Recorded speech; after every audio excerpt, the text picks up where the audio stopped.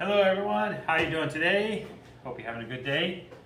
We're here for another video and we're going to talk about again at the bank.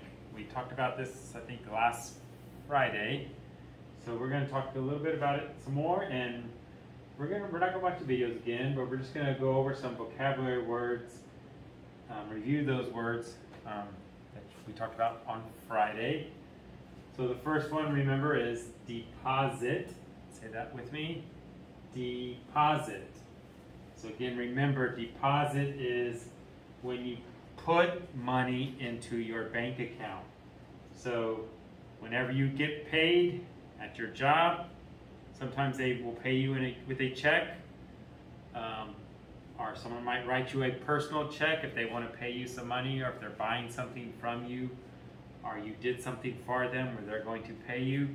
Someone might write you a check, a personal check, so you can take that check and deposit it, or even if you have cash you want to put in your bank account, you can make a deposit. Next one is direct deposit.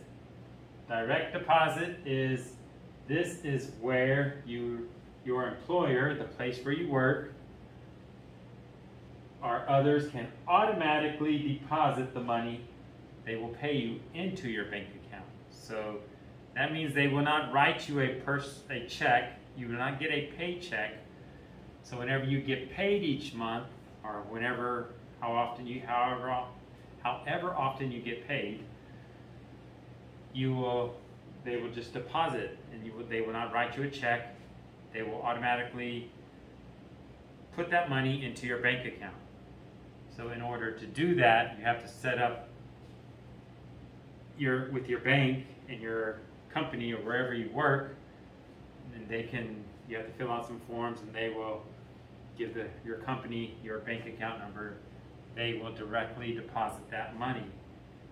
So that is called a direct deposit. Everyone say that, direct deposit. Next one, withdrawal. A withdrawal. It's kind of funny, withdrawal. It's kind of funny. We can say withdraw, make a withdrawal, or I will need to withdraw money from my account, or make a withdrawal. This is where you take money out of your bank account. You can do this by the ATM, of course. You're just going to any ATM. Or you can go inside the bank and talk to the bank teller. So usually, I don't know when's the last time I went to the bank teller to make a withdrawal. But it's most of the time you just go to the ATM machine.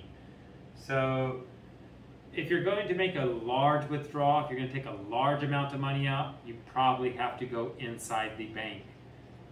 ATM machines only allow you to take out a certain amount of money each day.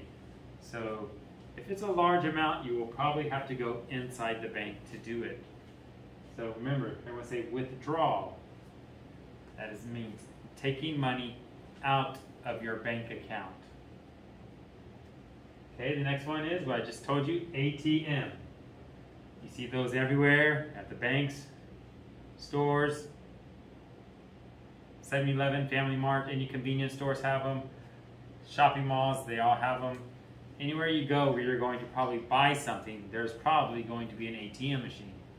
You go to an amusement park or somewhere, sports stadium, they will have ATMs. They know you're going to spend money. They're going to have that money available for you. So this stands for automatic teller machine. So it means automatic. It's like a machine, does it automatically. There's no person there, because teller is the actual person who works at the bank, and then it's a machine. So automatic teller machine.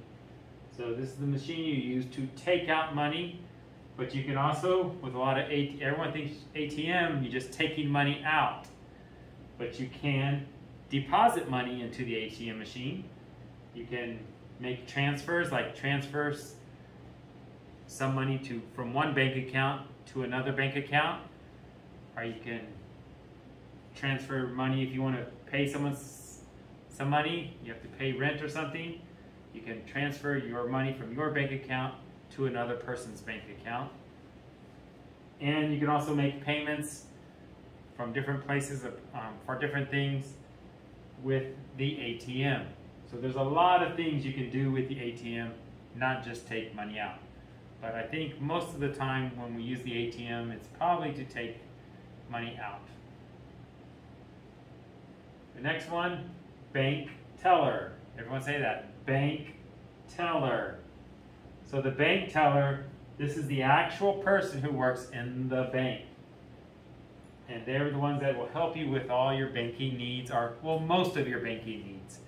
If you want to make a withdrawal, make a deposit, things like that, you will go to the bank teller. For other larger things, to make a loan, or for other things you need to do at the bank, you might need to talk to the bank manager or some other people who work at the bank. But the bank teller can help you with most of your basic banking needs. So we're going to say bank teller. Very good. Okay. Next one. This is what we're going to talk about a little more today. I know you probably don't see these. I haven't seen these much in Taiwan. I've heard that some companies will use them. They're going to write a large amount of money to a person or to another company. They will use checks.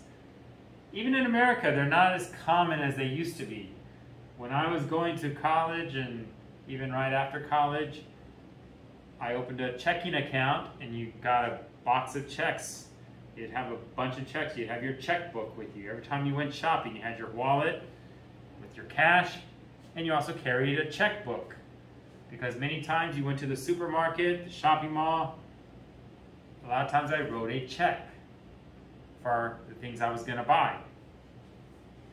But now, when I went back to America in 2017, I noticed that not many people write checks anymore.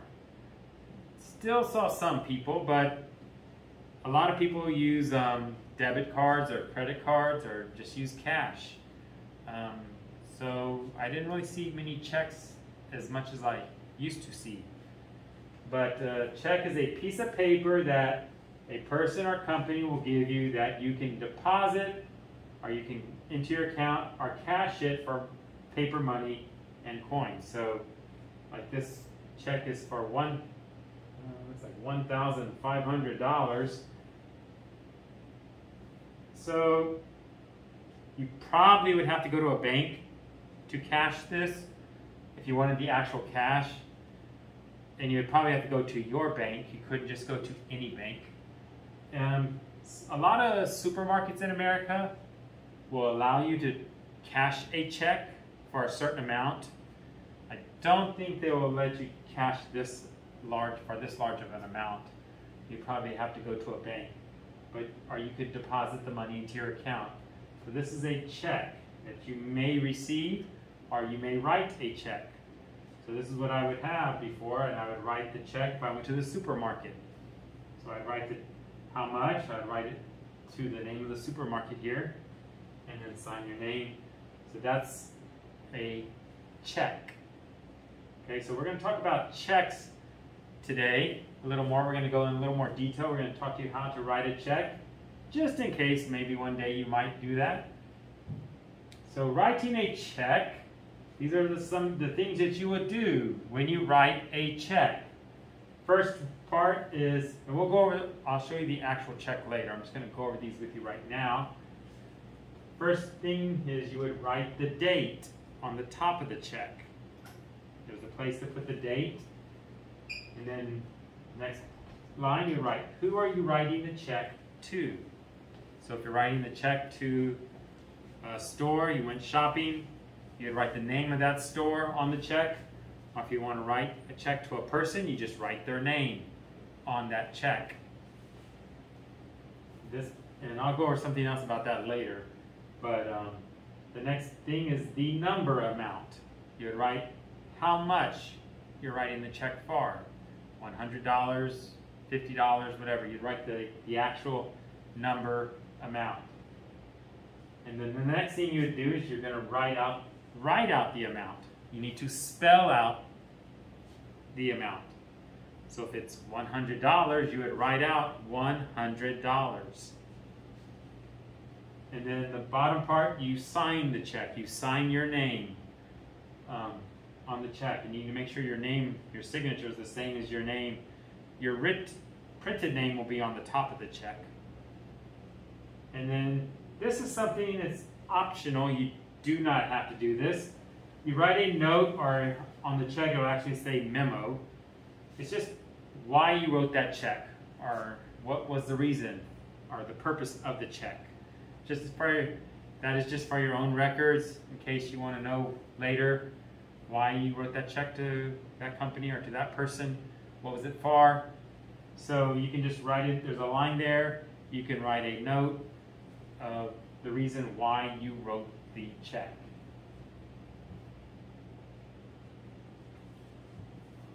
Okay, let's go over the writing process here. We're just going to look at this. This is a...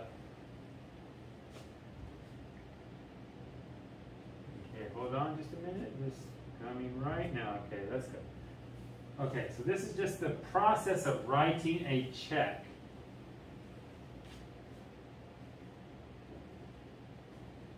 So how to write a check. So here's the blank check. By the end of this video, you'll know how to write a check properly. So stay tuned. Okay, here we go. So number one, here's the number of the check. Every check will have a number. So usually a checkbook, when you get a new checkbook, you'll have, I think it's like 100 checks in a certain, at a time you have, and then once that runs out, so when you get a box of checks, when I had a checking account and it had a box of checks, it'd be like 500 checks at a time. They'd mail them to me. And so that's the number. And so the first one is you write the date. And usually, probably, yeah, you can write like this, or you can write out the name, the spell, actually the name of the month. Or you can write like this. Number two, this is who are you writing the check to, or the company. So if you're buying something, you write the name of the company or the person right there. And then here is the number amount. So the writing is for $100.15. So you write out the number amount there. So you have the name of the person or the company, and then you have the number amount right here. And then number four, you're going to spell out the number amount. So like I said, 115 over 100, and then dollars. So you have the 15 cents. You write it like that. You don't need to write the word cents. On checks, you don't need to do that. You just write it 115 over 100. And then draw the line like that. And I'll explain a little bit of that later. So, and then here's the last part here. You can sign your name, because your name is going to be up here. This is blank right now. But later, you will sign your name right here at the bottom. You have to sign your name, or they won't accept the check. And then, so let's see, that you just sign your name. So it's like a signature. And then the last part is there's that memo. The memo is, again, why you wrote the check. This is optional. You can leave this part blank. All the other parts of the check you have to write. You cannot leave any of these other lines blank. This one is optional. You don't have to write anything here if you don't want. It's not going to affect the check when it goes to the bank. It's just for your own information. So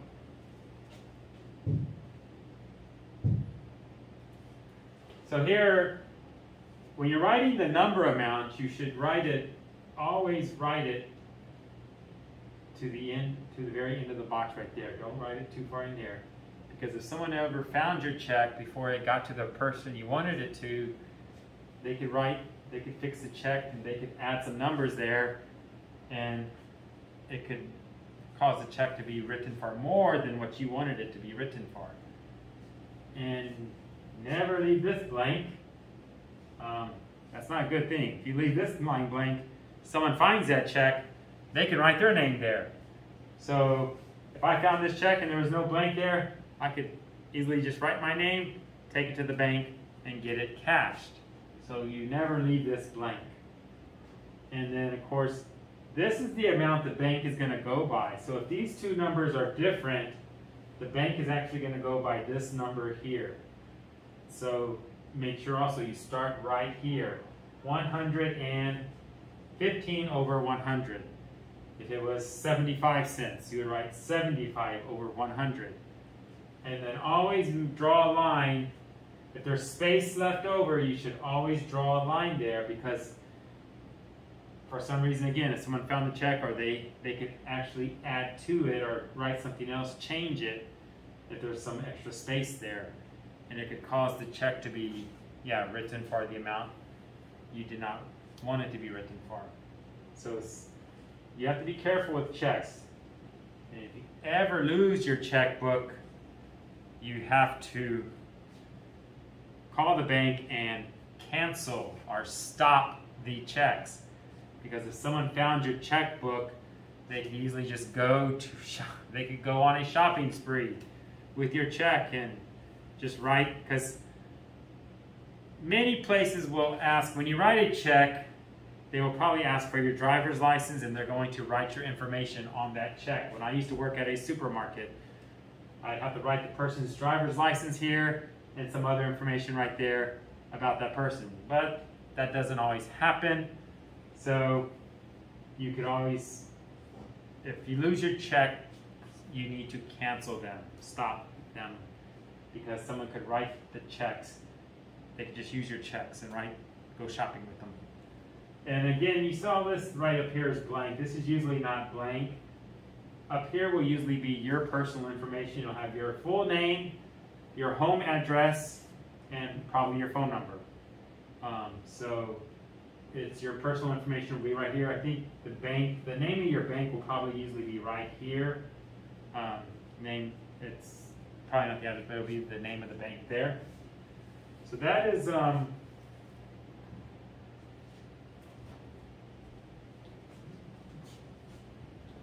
one thing we do when we write it, about writing the check.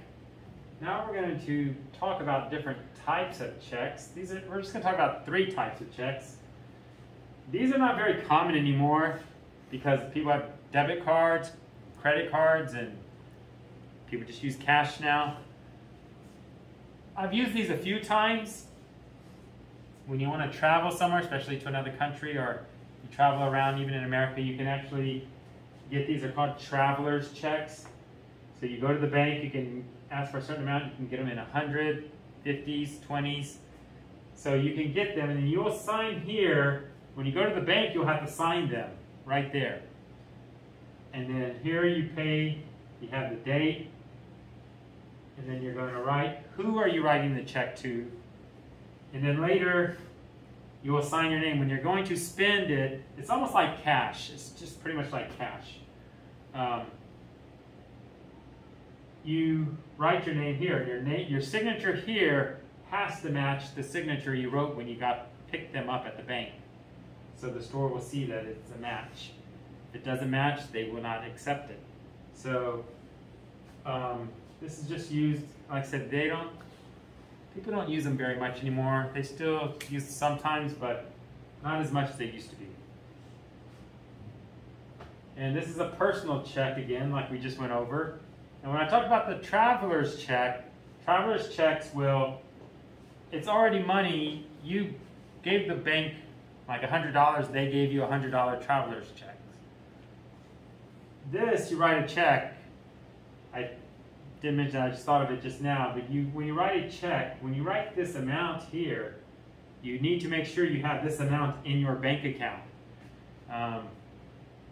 If you don't, there's a thing called a bounced check. Your check will bounce like a ball, bounce. And it means the bank will send the check back to say you went to the supermarket. The bank will send the check back to the supermarket. The supermarket will charge you a fee for the bounced check, and your bank will charge you a fee for the bounced check. So probably an amount like $46 will probably turn into over $100 before it's over. So you have to make sure when you write this kind of check, you have to make sure this amount of money is in your bank account. And this is like I said, a lot of companies now do direct, one of the vocabulary words, direct deposit. This is actually though a paycheck.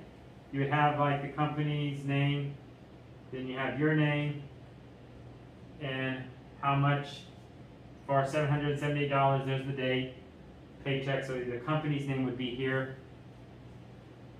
Company paychecks will usually be bigger than personal checks. They're not as, they will be much larger. And this will sometimes be on the top or on the bottom. It'll be attached to the check. It's called a pay stub. It just tells you like the hours you worked, how much you got paid. So it's the taxes they have to take out and other things they take out, insurance. It's just kind of a pay stub of what from your paycheck, so you can keep track of how much you gotten paid. Okay, so let's look at one example. Let's do one of these here. We're going to just practice writing one. So this was today's date. Today's date is June 2nd. Second? Yeah, I think 2nd. Okay. 2021. Okay, so let's see, where are we going? Let's see, where are we going? We're trying to think of a store. I'm going to think of a store that I'm used to going to in America. This was a supermarket in America.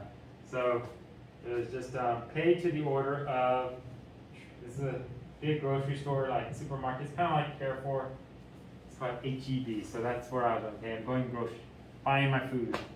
So say the amount was for $85.25.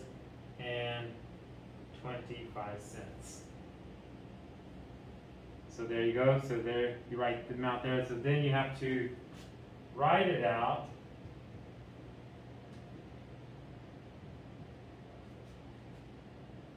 $85, and you don't need to write the word dollars because on this example they don't have it. If you saw the other one, they actually have the word dollars here, so you don't have to write the word dollars. 85 and 25 over 100, and again draw that line there, and then of course you sign your name. So, and again, my personal information would be up here. And again, you could write for groceries. Groceries is, of course, we talk about groceries is talking about like the food, things you buy for your house, things you're going to eat.